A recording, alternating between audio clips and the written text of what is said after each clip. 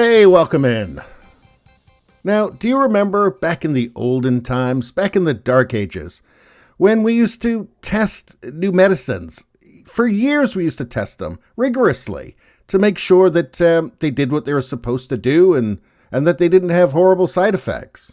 Do you remember those bad old days? You know, when we used to test things? Well, what a waste of time that was, huh? I mean, this isn't something we even have to think about now. I mean, if Dr. Anderson Cooper tells me everything's fine, what more do I need to know? I don't even need to think about it. Except, actually, that's stupid. Anybody listening to this right now, if a year and a half ago you'd gone to the doctor with some malady, right? And the doctor had told you that, well, I can prescribe you this. Now, normally, these things get tested for years rigorously to make sure that they're fine, that they do what they're supposed to do, and and that the cure isn't worse than the disease. So normally they would do that. They haven't done it with this, but I think it's fine. So just take it.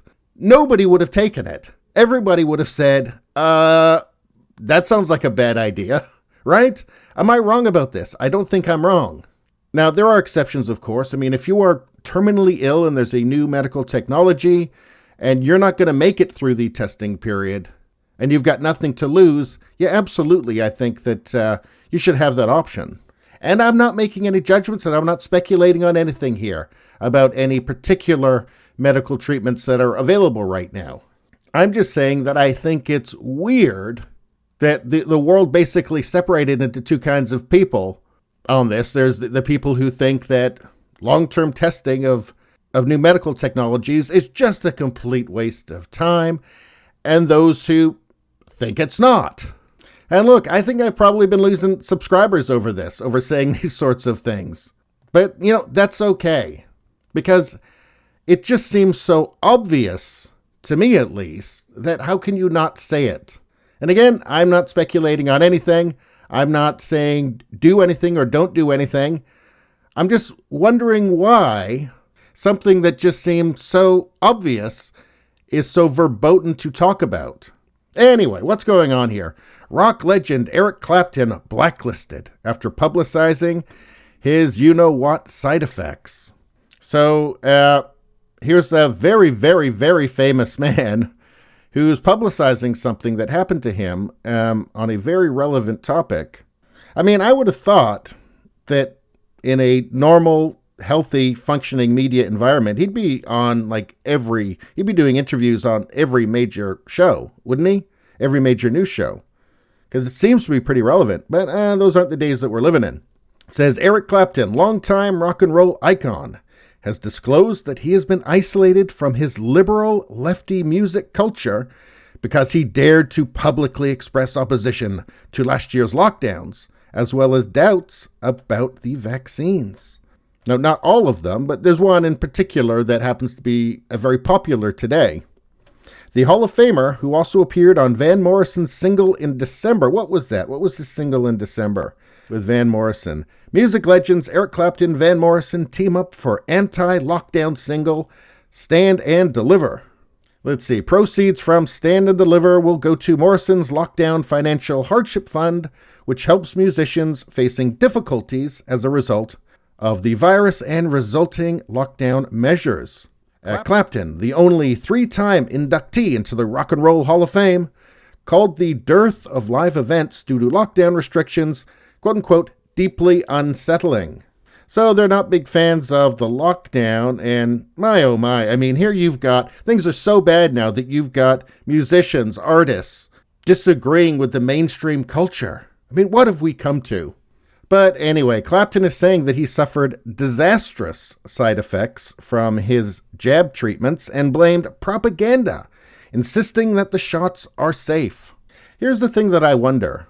Without long-term studies, you really can't know. I mean, that seems obvious, right? It seems like you can't travel to the future to find out. Well, you can. It's just that you have to do it the slow way, right? By just waiting for it to happen. I mean, I don't know what the end result is going to be, but neither does anybody else, because we're not there yet. We're not going to be there until it just happens. So again, nobody actually knows where we're going to be in 5 years or 10 years. Might be fine. Hopefully. I mean, that's what I'm hoping for. But as of now, we just simply don't know. There are no experts on 5 years from now. And there won't be until we wait 5 years. Anyway, so what did Clapton say about his experience with this? I took the first jab of AstraZeneca and straight away had severe reactions which lasted 10 days. I recovered eventually and was told it would be 12 weeks before the second one. Now, Eric Clapton is not a young man, and he's in that age range of people that are most susceptible to C19, and certainly would have felt a lot of pressure to get it. Anyway, 6 weeks later, he had the second shot with a little more knowledge of the dangers. Needless to say, the reactions were disastrous. My hands and feet were either frozen, numb, or burning, and pretty much useless for 2 weeks. I feared I would never play again. I suffer with peripheral neuropathy and should never have gone near the needle. That's Eric Clapton saying that. But the propaganda said the jab was safe for everyone. So who knows? I mean, maybe he recovers completely, and in the long term, the cost benefit did work out for him. Maybe he would have gotten very sick otherwise. The thing is, we just don't know. And we simply are going to have to wait to find out what reality reveals to us. So anyway, what happened to Eric Clapton after he revealed this information? He said that his musician friends stopped communicating with him after he recently spoke out about his disastrous side effects.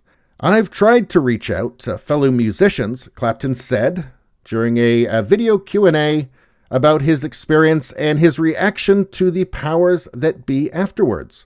I just don't hear from them anymore. My phone doesn't ring very often. I don't get that many texts and emails anymore. It's quite noticeable.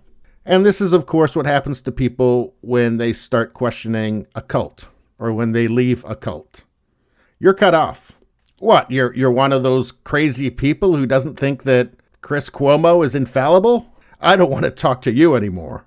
Anyway, I'll put a link to this in the description so you can watch the whole interview that he did for yourself. Anyway, we have a tweet here from Van Morrison about the lockdowns. He said, "Remember, those who are shutting down our economy haven't missed a paycheck since lockdown began. We are not in this together." That's from December 21st, 2020. And this paragraph here, I think we'll end it with because I think it's really salient. It says, "For many years, many people in our modern culture have refused to believe in freedom and free expression. They were, however, afraid to be vocal about their bigoted and dictatorial attitudes until recently.